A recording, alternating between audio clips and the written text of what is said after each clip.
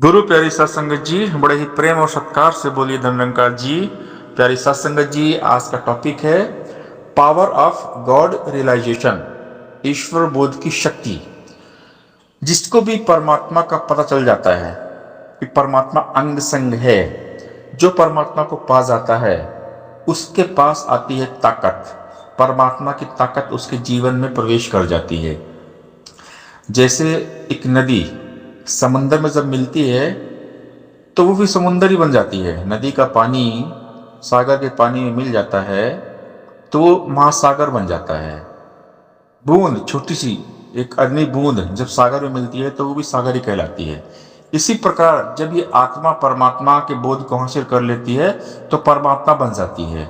ब्रह्मज्ञानी का सकल आकार, ब्रह्मज्ञानी आप निरंकार। फिर ब्रह्मज्ञानी इस निरंकार में ही रहते हैं, हमेशा हर पल हर घड़ी उनकी जो अवस्था होती है परमात्मा में ही रहती है। परमात्मा में रहते हैं, परमात्मा में मगन रहते हैं। तो ईश्वर बोध की शक्ति, ताकत, इसका अंदाजा हम इस बात से लगा सकते हैं कि भक्त हनुमान जी ने जब राम को जान लिया, जब राम से उनकी मुलाकात हो गई तो हनुमान जी की शक्ति जागृत हो गई। वरना हनुमान जी के पास पावर तो था, बचपन से ही शक्ति थी, लेकिन वो भूल गए थे। लेकिन जब भगवान राम जी मिले, जब जामवंत जी मिले, तो हनुमान की शक्ति जागृत हो गई। तो राम से मिलने के बाद में, परमात्मा से मिलने के बाद में, परमात्मा की अनुभूति होने के बाद में हमारी शक्ति जागृत हो जाती है, हम जाग जाते हैं। क्योंकि आत्मा अपने आप को एक शरीर माने बैठी रहती है।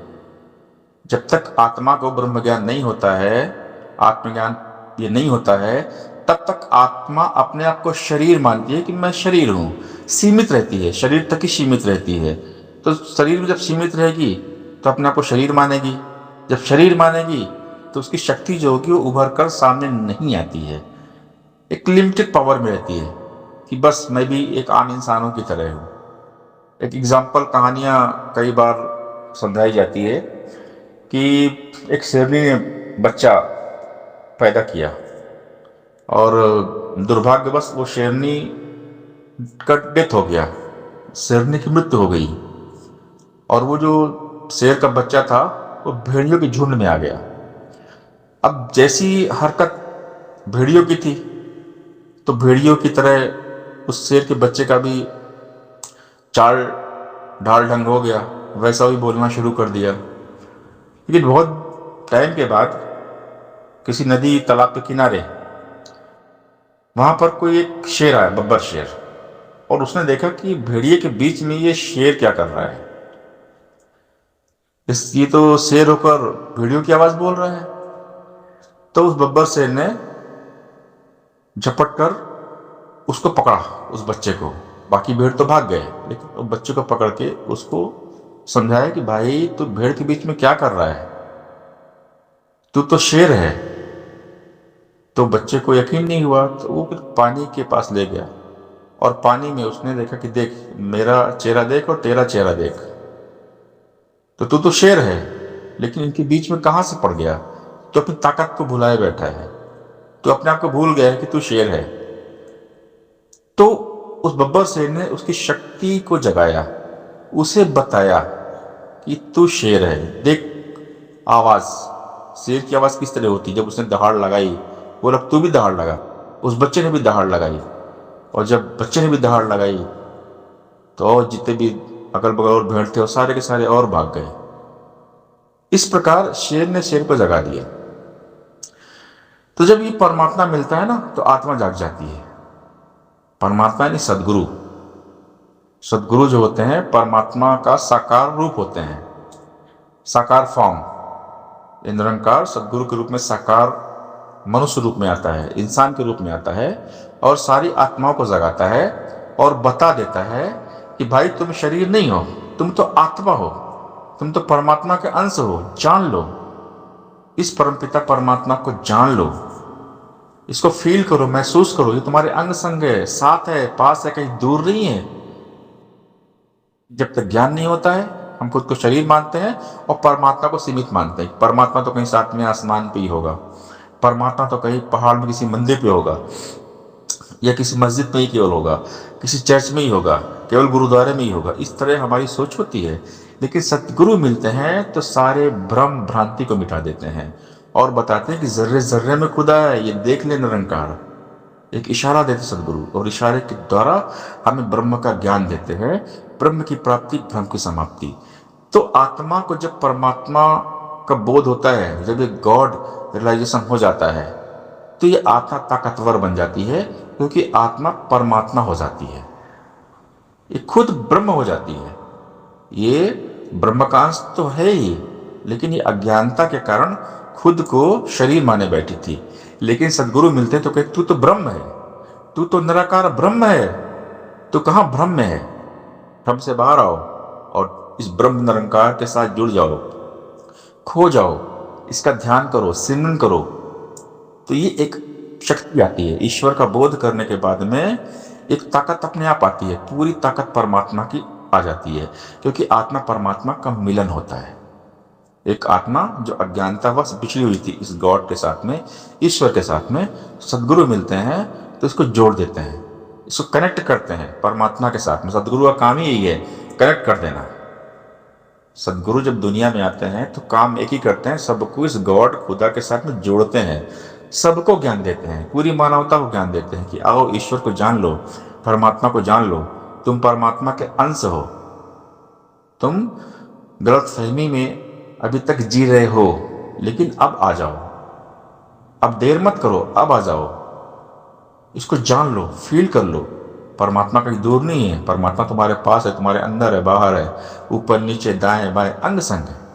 अंग संग जो प्रभु हमारे, ही हमारा अपना है, पक्का रिश्तेदार यही है, और रिश्ता सपना है। यही हमारा मंदिर, मस्जिद, मक्का का वजारत है, यही हमारा माल खजाना, यही हमारी दौलत है।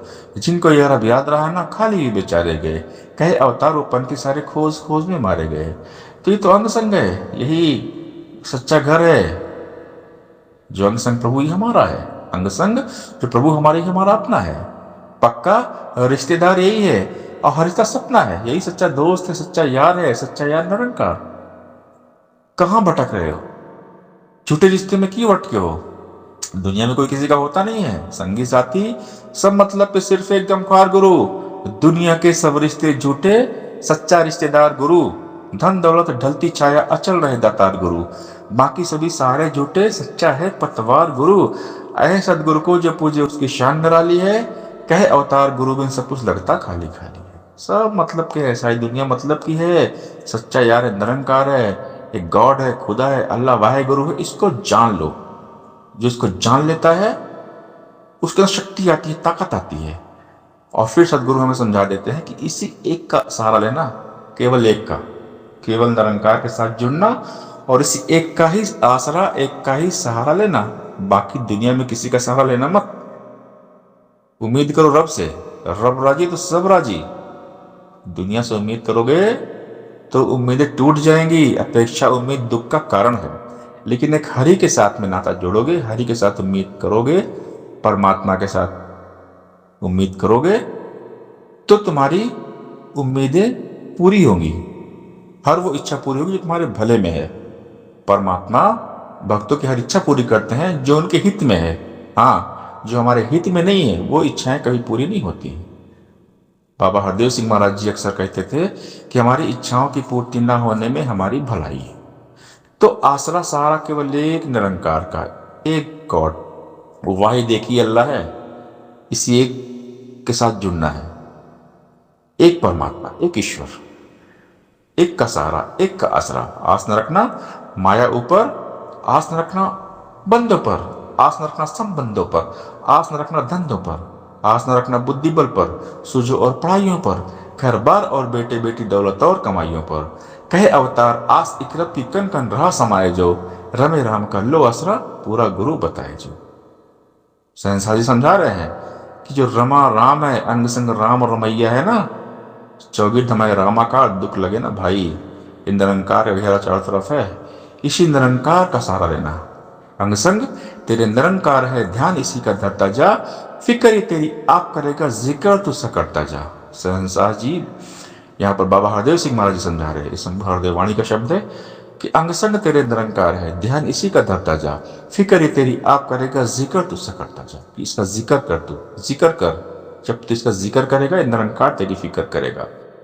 फिर उसके बाद सहसा जी भी समझा रहे हैं संपूर्ण अवतार वाणी में 279 शब्द संख्या, कि बंदे का है वृथा सोच में अपना समय गंवाता है, याद हरि को पल पल कर ले काम यही बस आता है। जिसकी आज्ञा निज दिन चलती सूरज धरती पानी पर, जिसकी आज्ञा निज दिन चलती दुनिया के हर प्राणी पर, जिसकी आज्ञा बिना जगत में पत्ता भी नहीं हिल सकता, जिसकी आज्ञा बिना जगत में एक तिल भी नहीं मिल सकता, जो ये कुल मखलूक बना के आप ही इसको पाल रहा, जो ये कुल परपंच रचा के सारा खेल संभाल रहा, तेरी चिंता यही करेगा, नाम इसी का ध्याय जा, कहे अवतार गुरु से मिलके इसके ही गुण गाए जा। कि गुरु के नगमे गाओ, इस निरंकार के नगमे गाओ, और जो गुरु के नगमे गाता है, गुरु का यश जो करता है, उसका भी यश होता है। तो जो संत महात्मा वली पीर पैगंबर जब भी धरती पर आते हैं ना, एक ही काम करते हैं, सबको ईश्वर का बोध कराते हैं। क्योंकि पावर ऑफ गॉड रियलाइजेशन, जिसको इसकी शक्ति का पता है, जो इस परमात्मा को महसूस कर लेता है, वो जान लेता है कि यही सब कुछ, सर्वशक्तिमान ईश्वर यही है, यही परमात्मा है, यही सब कुछ है।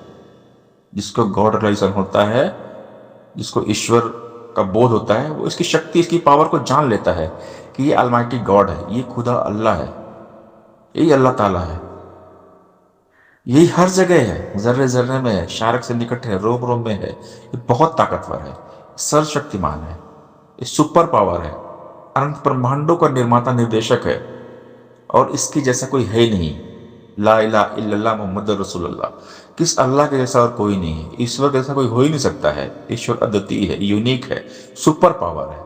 इसलिए जब सुपर पावर के साथ हम जुड़ते हैं ना, तो हमारे अंदर शक्ति आती है, ताकत आती है, और हम बहुत मजबूत बन जाते हैं। साथ संगत जी, प्यार से बोलिए धन निरंकार जी।